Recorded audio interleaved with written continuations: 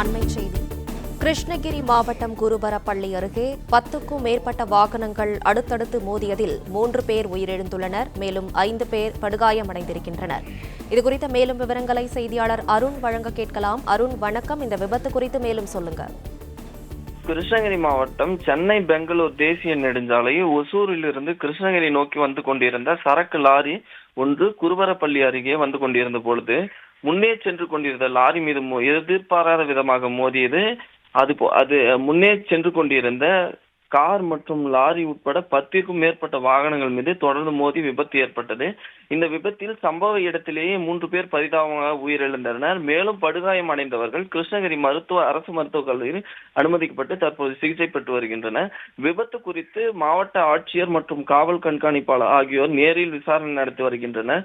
இதனால் அப்பகுதியில் பெரும் போக்குவரத்து நெரிசல் ஏற்பட்டுள்ளது. பிளே ஸ்டோர் மற்றும் ஆப் ஸ்டோரில் இருந்து பாலிமர் செயலியை QR கோடு மூலம் பதிவிறக்கம் செய்யுங்கள். செய்திகளை உடனுக்குடன் பெறுங்கள்.